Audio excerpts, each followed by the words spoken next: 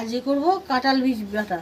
তার জন্য নিয়ে নিয়েছি এই যে কাঁঠাল বীজ সেদ্ধ করে ছাড়িয়ে নিয়েছি, নারকেল কোড়া নিয়েছি, চিংড়ি মাছ ভেজে নিয়েছি, পেঁয়াজ রসুন, আর এতে বাটাতে দিয়েছি ধনেপাতা লঙ্কা আর সর্ষে, এই বেটে নিয়েছি।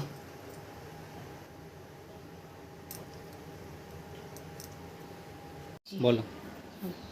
এবার এগুলো সব বেটে নিচ্ছি।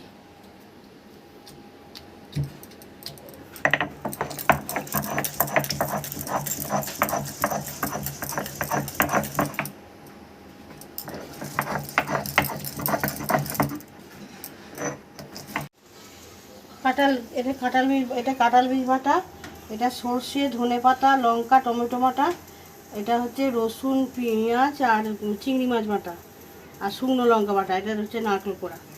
এবার নুন দিয়ে দিচ্ছি,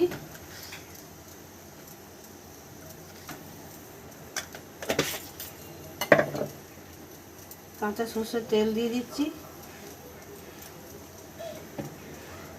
আর একটু সামান্য মিষ্টি দিচ্ছি।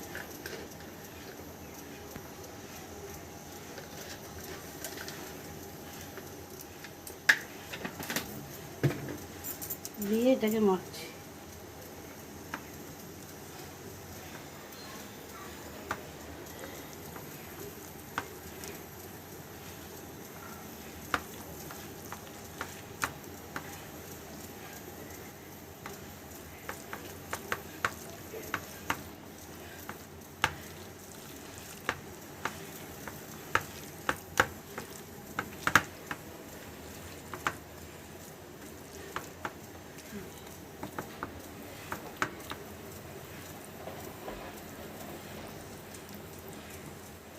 এই যে মাখা হয়ে গেছে।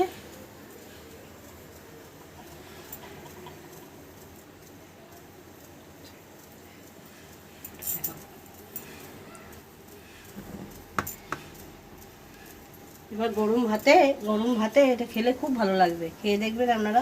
আমার রেসিপিটা যদি ভালো লাগে তো লাইক ও সাবস্ক্রাইব করে দেবেন।